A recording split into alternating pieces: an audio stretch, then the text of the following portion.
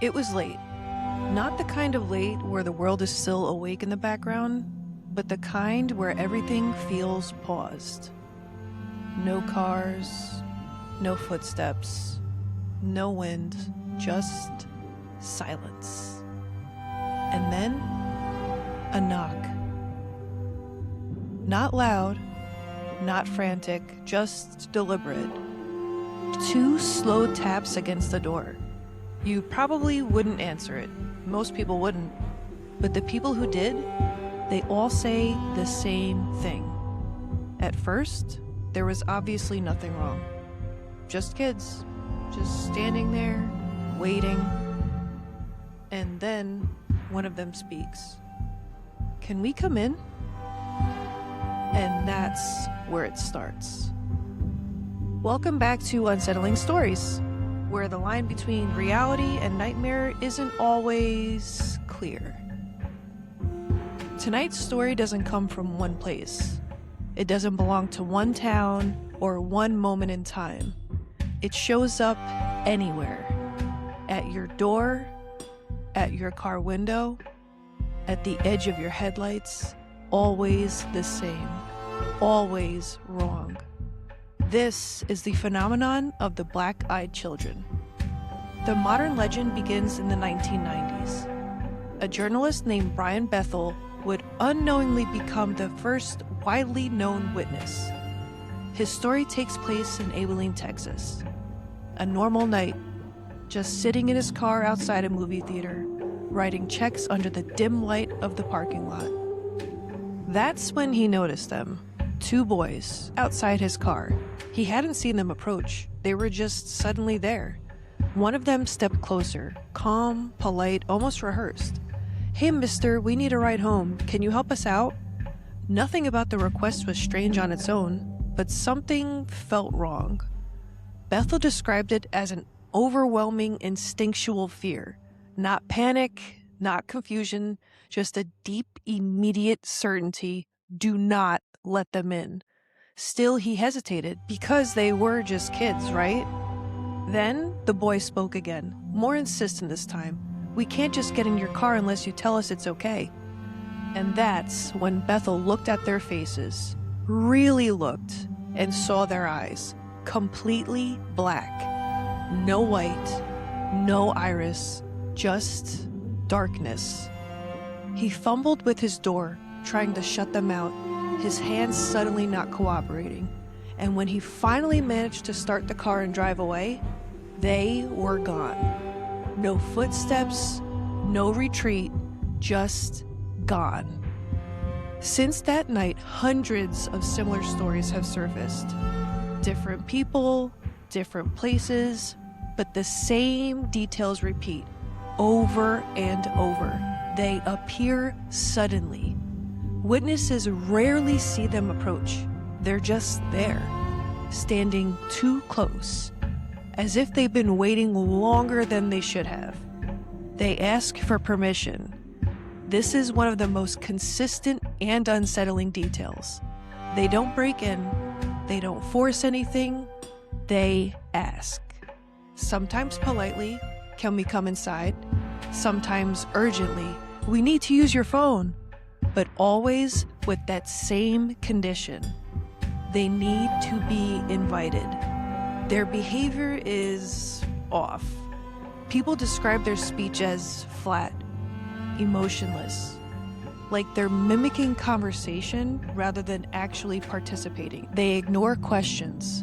They push the same request again and again. The fear comes first. Almost every witness describes it. Before noticing the eyes, before understanding anything is wrong, there's fear. A deep, primal dread that hits without explanation. Like your body knows something your mind hasn't caught up to yet. Many of the most disturbing encounters happen at home, where people feel the safest. One account describes a couple watching TV late at night. There's a knock at the door. Soft, out of place. They check the clock. It's after midnight. Still, they go to the door. And when they open it, 2 children are standing there. a boy and a girl. The boy does the talking. "We're lost. Can we come in and use your phone?" The woman hesitates. Something feels wrong, but she can't place it. So she starts to say yes, and then she sees their eyes. Black, completely black. She freezes. The children don't move, don't blink, don't react. They just stand there, waiting. Then the boy speaks again, more forceful this time. "You have to let us in." The man steps in, shuts the door, locks it, and almost immediately there's knocking again. Louder this time, more aggressive, over and over, until suddenly it stops. Some encounters don't happen at home. They happen when you're alone, trapped in a smaller space. A woman sitting in her parked car, engine off, scrolling through her phone. She hears a tap on the window. She looks up, and there they are, 2 children, right beside her car. She didn't see them walk up, didn't hear footsteps, just the tap. The boy leans closer, smiling, but not really smiling. "We need a ride, let us in." She shakes her head. No, something's wrong. The girl steps forward now, her voice softer. "Please, we won't hurt you." That's when the woman notices their eyes, and her entire body locks up. She can't move, can't speak, just sits there, frozen, as they keep asking, repeating, pressing, until finally she manages to start the car and drives away. And in the rearview mirror, there's nothing there. Here's where things get more uncertain, because most people don't let them in. They feel the fear, they listen to it, and they leave, or they close the door, or they refuse. So the question becomes, what happens if someone doesn't? There are very few clear answers, but some stories suggest it doesn't end well. Some accounts claim people who interacted longer with these children experienced sudden illness, nightmares, persistent feelings of being watched, strange occurrences inside the home afterward. There are even claims, though far less verified, that those who allowed them inside experienced long-term consequences. But those stories are fragmented, incomplete, and maybe that's the most unsettling part, because we really don't know. There's no single explanation, only theories. Demonic entities, the need for permission, the manipulation, the overwhelming dread. It mirrors classic accounts of demonic encounters, vampiric folklore. In many legends, vampires cannot enter a home unless invited. The parallels are hard to ignore. Alien hybrids, their behavior feels learned, practiced, like someone trying to pass as a human and almost succeeding. Urban legend or psychological spread? Skeptics argue these stories spread through forums and media. That fear fills in the gaps.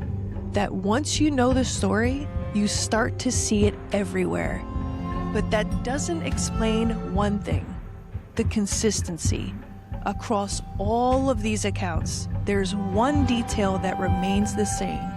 No matter where the story happens, no matter who tells it, they need permission.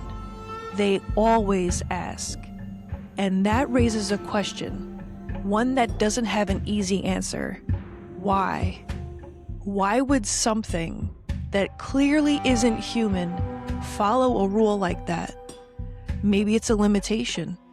Maybe it's part of what they are. Or maybe it's something else entirely. Because if they can't come in on their own, that means at some point, someone had to say yes. And if that's true, then somewhere out there are stories we haven't heard. Doors that open, invitations given, moments where fear was ignored. And whatever stood on the other side of that door was finally let in. If you've ever experienced something like this, knock late at night, a voice asking to come inside, I want to hear your story. Because the more you look into this phenomenon, the more it starts to feel like this isn't just a legend. It's something that's still happening. And maybe tonight, if you hear that knock, you'll remember one thing.